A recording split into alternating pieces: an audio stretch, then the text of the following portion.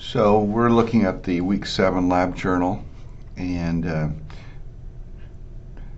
by now you know how to fill out these tables, so there's nothing for me to say about that. So let's get on with the problems.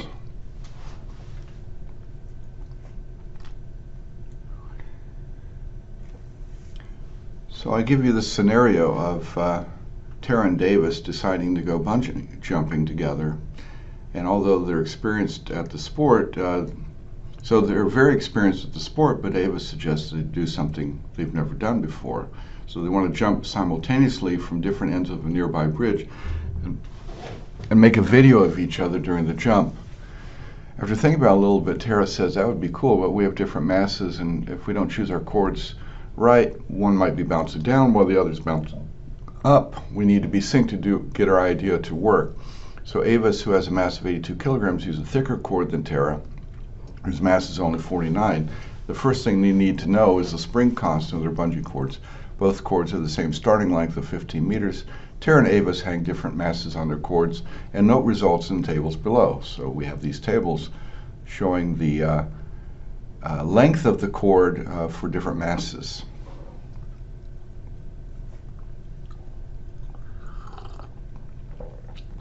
So let's find the spring constant for Tara. Of course, you could just copy and paste the data into Excel and plot it, but we can do that much easier. If we assume it's a straight line graph, which if you check it, it is, then we can just go ahead and calculate the slope straightforwardly.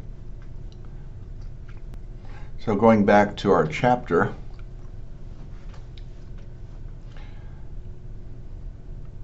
we'll search for Hooke's law.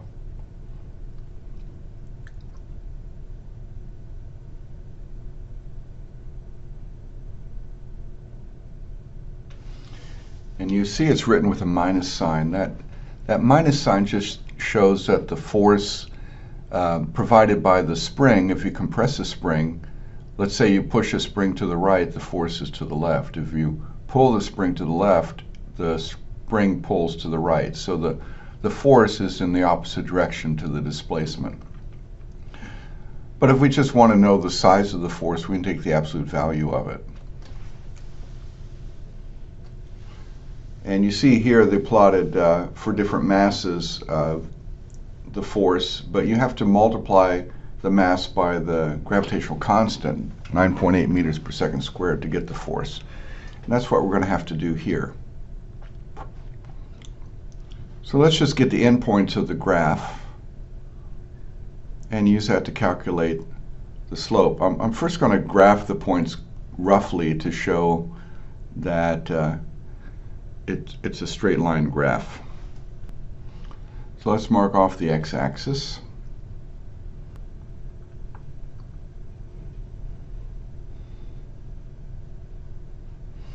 Remember, the force on a mass due to gravity is the mass times the acceleration of gravity. So we're going to convert these masses to the forces that is acting on them.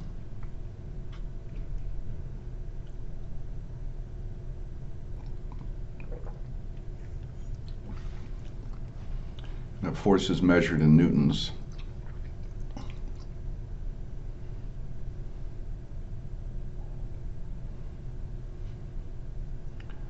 So I'm just multiplying each mass value by 9.8 to get the corresponding weight in newtons.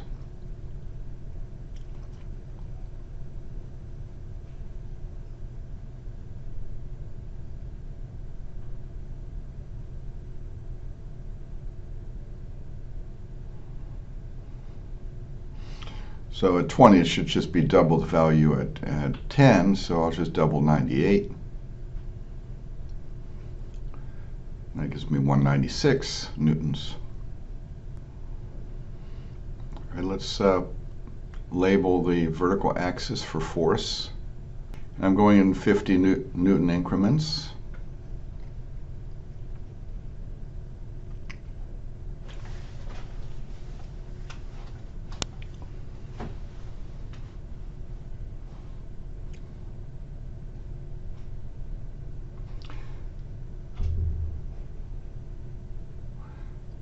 You know, the horizontal axis is just the displacement of the chords. So, you know, if going from 15 to 16 is 1 meter, 15 to 17 is 2 meters, 15 to 18 is 3 meters, 15 to 19 is 4 meters. So that's what X represents in Hooke's law.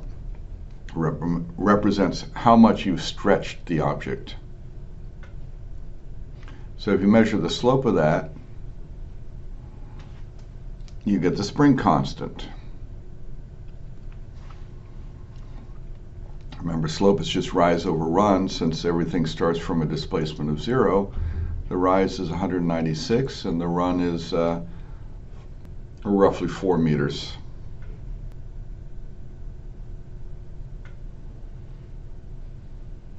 So the spring constant is 49 newtons per meter.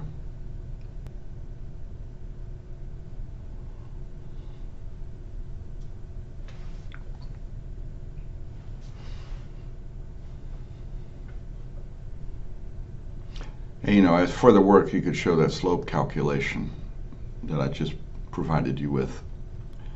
If she jumps from the bridge with a cord tied to her ankles, she's going to bounce. So what's the frequency of that bounce? Well, the formula is in our textbook, so let's go look it up.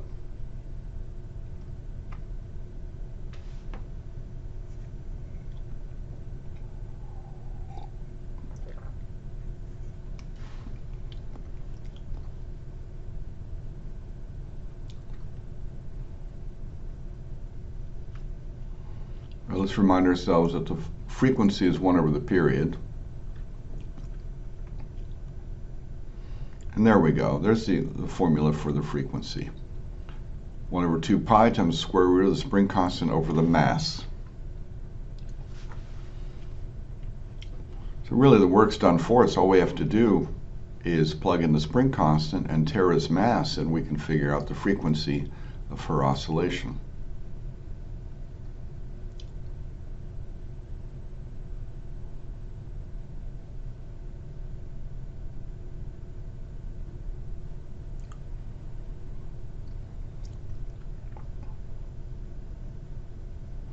And just to remind you, spring constant is 49 newtons per meter, and her mass is, let's take a look up here what it was, 49 kilograms. That makes it pretty easy to calculate, right? 49 over 49 gives you 1, so the frequency is just 1 over 2 pi for Tara. What's the period? We use that formula for the period, but we already figured out frequency, and the relationship between frequency and period is very simple. Period is just 1 over the frequency, so since we already calculated frequency, just take the reciprocal and you will have the period.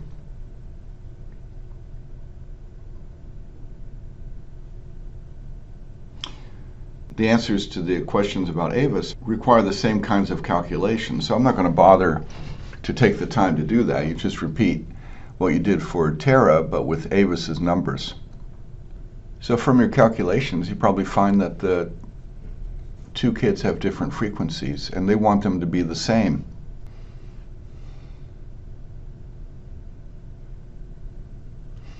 Or I noticed wording problem with this question, so I fixed that.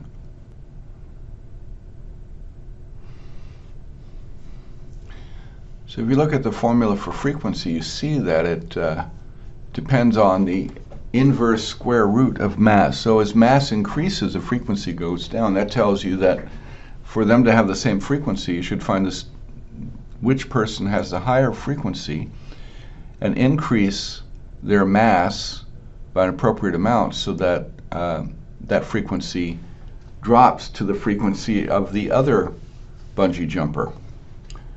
So I won't tell you which one has the higher frequency, but let's just identify the one with the higher frequency as person 1.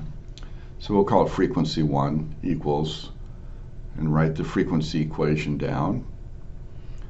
Spring constant of that person, divide by their mass, but we want to increase their mass, so we're going to add a small amount call it delta M to that. So that's now the new total mass, their original mass plus delta M. Because remember, we're trying to figure out how much mass we have to add to one person to bring their frequency down to the frequency of the other person. Well, the other person already has the lower frequency. We don't have to do anything about them. So we use their current, spring constant, and mass. And then we need to solve for delta M. And we do that by setting the two frequencies together, because we're going to adjust delta M so that they both have the same frequency. They'll be bouncing in sync with each other.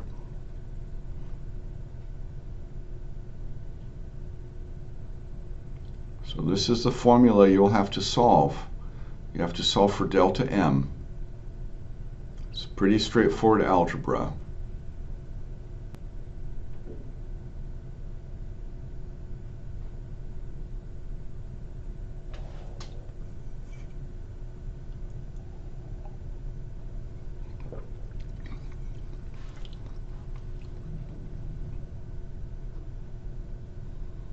So that's what you solve for.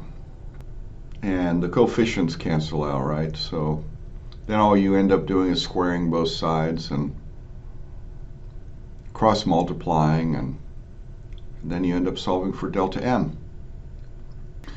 Okay, they ask, treating both Terra and Avis as point masses, how far will their equilibrium position be below the bottom of the bridge? In other words, if they're just hanging on, the cords are 15 meters in length, but once you hang the bungee jumper from the cord will stretch. If you know the spring constant, you can figure how much it's going to stretch, and then find the new equilibrium length.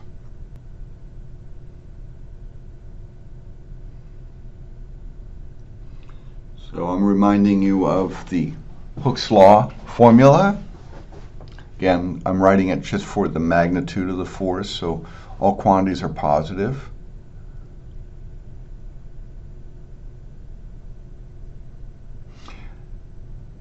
Now the amount that it's stretched is the final length, the stretched length, minus the initial unstretched length, which is 15 meters. So that's what x represents. Remember, x is the change in length of the bungee cord. And that force has to equal mg, which is the weight of the person hanging on the bungee cord.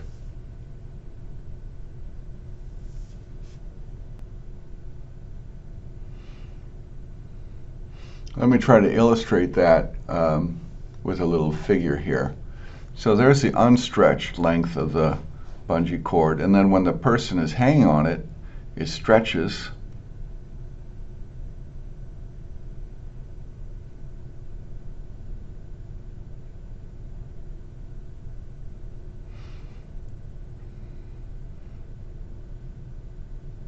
I just want to emphasize the difference in length a little better.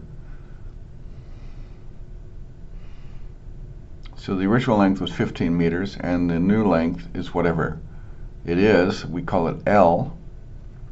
That difference in length is the stretch of the bungee cord. That provides the upward force to balance gravity.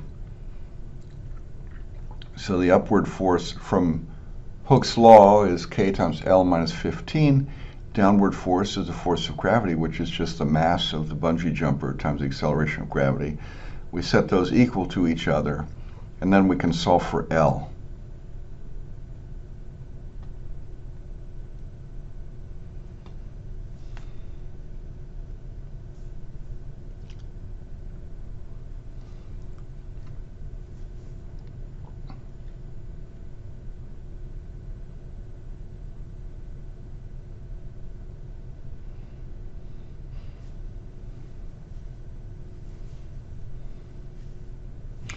Now you might wonder which spring constant, which mass should you put in. Well, it turns out it doesn't matter, because by solving it, you see that L minus 15 is m over k times g.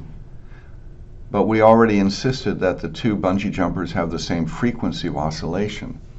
If you look back and look at the formula for frequency, you see that it depends on the ratio of k to m. And that has to be the same for both of them since they have the same frequency. So it doesn't really matter which bungee jumper you use to calculate this, as long as you use the appropriate mass and spring constant for that bungee jumper, then you'll get the same answer for L. Okay. This particular portion of the problem set is kind of strangely set up. I apologize. I created these questions actually several months ago, and sometimes looking back at them, I don't know what I was thinking. But you know, it says, being keen students, Tara and Avis understand that after jumping, they'll oscillate symmetrically about the equilibrium point, which is true. And then it says, with an amplitude given by the equilibrium length. That is not the case. The amplitude is not necessarily the equilibrium length. It depends on lots of things, like how far they fall before they reach the end of the chord, etc. But it could be the equilibrium length. So I'll stick with the question. We're going to assume that the amplitude is given by the L we calculated in problem 3a. And we'll just use that, and we want to write the equation for their displacement as a function of time. And we can find that by looking at the textbook. That's already shown to us. This is simple harmonic motion. So it has a dependence on time given by a cosine function. And I'm drawing here just to show how the length varies with time, right? They bounce up and down symmetrically around that equilibrium position that they reach when they're just hanging freely on the end of the chord. So let's go back to the textbook like I suggested and find that expression for the motion of a simple harmonic oscillator. And there it is. There is the displacement as a function of time. Here, capital X is the amplitude, how much it goes up or down above or below that equilibrium position, that position that they stretch the chord at when they're just freely hanging on it. And we have all the other information, right? We have the period of the oscillation. Let's write in terms of what we have. We have x of t, the displacement as a function of time, equals the amplitude of the oscillation times the cosine of 2 pi times the time divided by the period.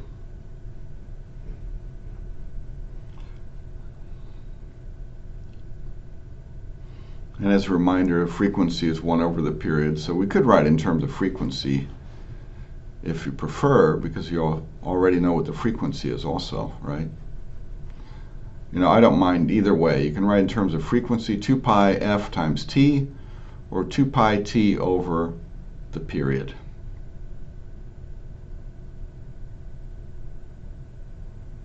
Just take the frequency from problem 2, right? Remember, F1 equals F2 because we adjusted the mass of one of the bungee jumpers. Okay, so that's the position as a function of time. Now we need to find the speed as a function of time. We can get that from the textbook also. The amplitude of that function is Vmax, and it tells you what Vmax is, so we just use what the book gives us.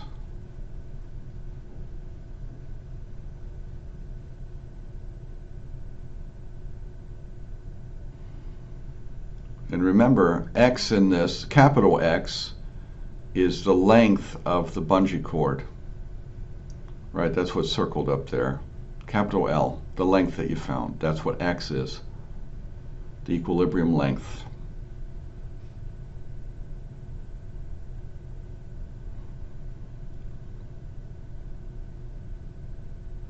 So the coefficient for the position formula, that capital X is the L that we found, and also for the velocity formula.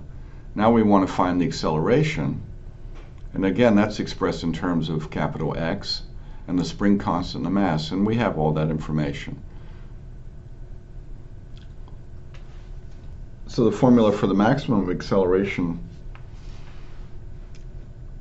is found when that value's at its maximum, when cosine goes to 1. So maximum acceleration is k times x over m. You know k, you know m, and x, remember, is the new equilibrium length of the bungee cord. And that concludes the problem set. Oh, and before I sign off, I want to just point out that, you know, you've been doing a pretty good job on these tables, but some students cite textbooks other than our own textbook, which isn't too helpful to me because I don't have those books on my bookshelf, so I can't check your citations. Use the OpenStax book that we use in this course, please, for your citations, and or your lab theory section. Okay? All right, that's all for now. I hope that helps you complete the problem set.